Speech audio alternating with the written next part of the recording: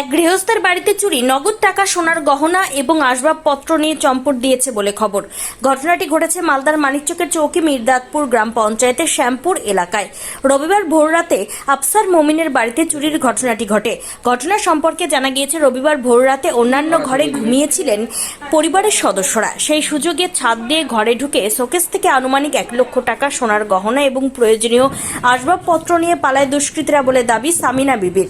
পুরো ঘটনা তদন্ত শুরু করেছে মানিকচক থানার পুলিশ।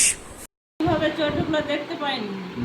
ওতে আমার ওইতে বাক্সাতে ছিল, আলমারিতে 1 লক্ষ টাকা ছিল, একটা ছিল কি বলে আমার পোলা ছিল সোনার, একটা আংটি ছিল, 3টা চঙ্গি ছিল, আর ছিল একটা তোড়া ছিল আমার মেয়ে। এটা হয়েছে। আর বাড়ি থেকে 2টা মোবাইল, 2টা হাঁড়ি আর একটা মশলা বাটার মেশিন, এগুলো চুরি হয়েছে। বাদনা নিয়ে গেছি, বাটি নিয়ে গেছি।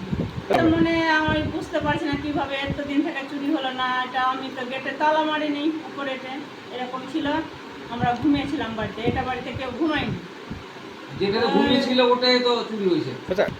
আমি ভাবছি উপর দিয়ে ঢুকেছে, ছাদের উপর দিয়ে, ওটা দিয়ে আছে ওর চাপার সুবিধা আছে, গ্রিলে তালা মারা ছিল না।